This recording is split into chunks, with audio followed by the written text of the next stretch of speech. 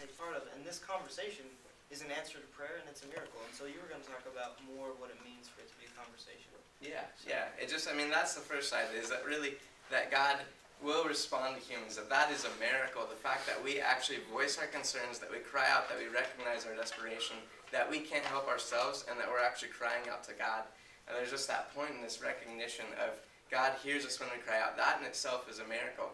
But on the other side, that this is a conversation, that there is another side of things, that a conversation involves two sides. First, crying out or calling or talking to somebody, and then there's also listening, that you have to listen. And so there's a second side of the conversation of just listening. And really that there's a point that we're brought into, that if we're in relationship with God, or just even the fact that God is speaking to us, that he was originally speaking amongst the Trinity, and he was having this conversation, but that he's speaking to us, that we're to listen. And so I just was going to read here in Psalms 40, 1 through, and then also 1 kind of sets it up, and then verse 6 is really kind of something we want to focus on here. It says, I waited patiently for the Lord. He turned to me and heard my cry. And then this is verse 6. So sacrifice and offering you did not desire, but my ears you have pierced. Burnt offering and sin offerings you did not require. And so there's that first part. I waited patiently for the Lord. He turned to me and he heard my cry. But then secondly is that he doesn't just want us doing things for him or just going about it without even listening to him. That there's that other side of the conversation, that he has a response for us, that he wants us to listen. In the Message translation, I just like the way that it really says this a little bit clearly. It says, doing something for you, bringing something to you, that's not what you're after. You've opened my ears so I can listen. That really within the context that this verse was written is that generally like a slave would have their ears pierced. It says, my ears you have pierced. That really there is a sense of ownership, and really like saying God has ownership of me, that he has pierced my ear has been pierced, that my ear is yours, Lord, that I'm going to listen, that I'm going to respond to you because you're calling out to me, that I'm going to listen, and that really that my ear is for you to have just ownership of. So, I guess this is just kind of prior to that, but God calls out to all creation. Obviously, that's not God there, but just a great representation. You didn't show me that was moving. I didn't realize I saw this before. That is awesome. Was there another one in there? Oh, right. I deleted it. My apologies. Really what it was just a slide of people with their ears pierced, and just that visual, but I'm sure you guys can imagine what that looks like. And then, I mean, it's people in here, our ears pierced is a common thing in our culture. But really, that we're to listen. And Jesus, the centerpiece of our faith, and the person that we look to, the person of God that we look to, when he was living his life in the flesh here on earth, that he had the same response to God. It says in John 5:30, this is Jesus speaking, and just recognizing his relationship that he had with God the Father. It says, I can do nothing on my own. I listen, then I decide. You can trust my decision because I'm not going to get my own way, but only to carry out orders. If I were simply speaking on my own account, it would be empty, self-serving witness. But an independent witness confirms me, the most reliable witness of all.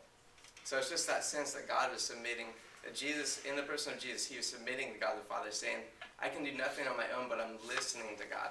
That I'm not here to exalt myself, but just by being obedient, by listening, that really in itself was something that Jesus exhibited in his character, just recognizing this place that we have within the conversation.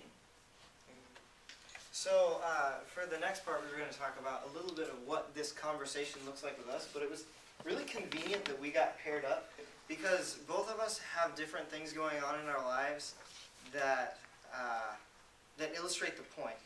And because for me, recently, and I guess for most of my life, the idea of listening to God, of God listening to me, has been like the defining part. And for you, it's recently been listening to God. And so this idea of like God hears and we hear came out of our conversations, and it was cool. So I'm gonna tell my story if that's cool. Yeah, okay. So for me,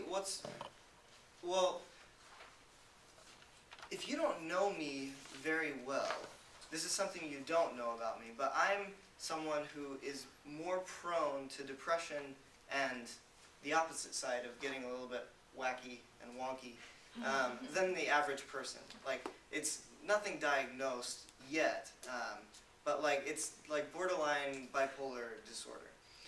And so for my life, I've had long periods of time, extended periods of time where I've struggled with depression, but also times where I'm like, I will go weeks without sleeping, sort of thing. And so, a week is kind of a long time. I'll go a week, not weeks. And so, in my life, this is something that has been a source of a lot of internal pain and suffering.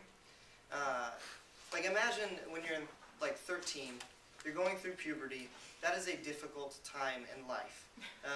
You're looking in the mirror and going, what is going on? I have hair coming out of places that didn't used to, like in chest and things.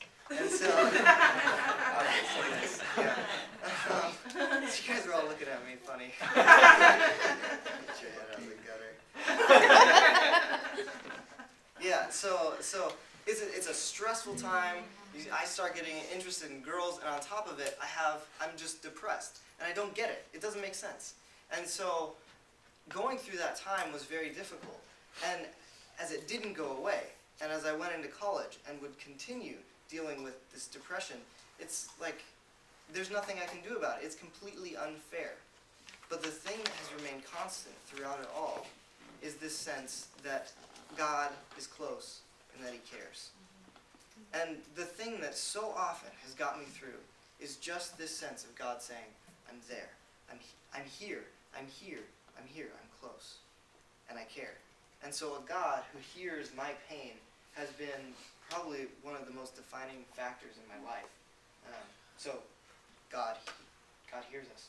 Yeah, and I just want to take a moment and just share a story really that made an impact within my life of recognizing that, like, when I first came into recognizing who God was, is that it was just natural for me to want to talk to Him.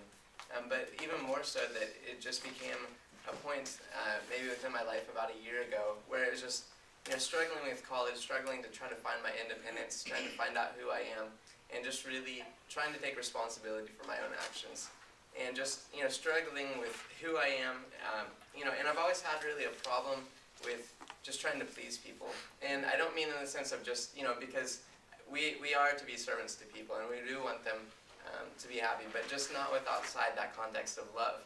And so really, it was just always trying to make everybody happy. And you guys will realize, as I'm sure you have, is just that you can't please everybody all the time. There's no way to please everybody. But for me, that was just such a difficult thing, because if I could have my way, I would just have everybody pleased. And really, that it became an emotional source of pain for me, and just difficulty, because I recognized that I couldn't do that. And there was just a moment where I was in prayer, and just listening to God, and just really stuck. Like, I couldn't say anything because of the emotional pain. And, it's just His words just saying, He really spoke to me, not in a verbal or just an out loud way, but He spoke to me just in that still small voice and just said, Andrew, you're not a pleaser of people, but that you're a lover of people. And that you're somebody that loves people, you're not just trying to please them. And obviously, out of love will come that pleasing.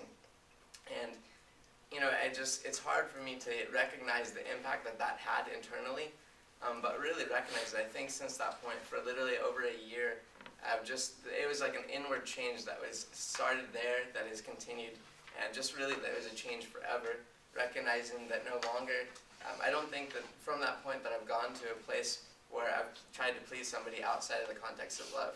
It's always been me trying to please God, and not that I managed to do that all the time, but that is really the source that God showed me who I was in that moment, and it changed me forever, just listening to His voice. Yeah, and so we're almost out of time, so we gotta wrap up. But basically, the point that we're trying to get to is that answered prayer is a miracle, because as a part of a conversation, something changes inside of us.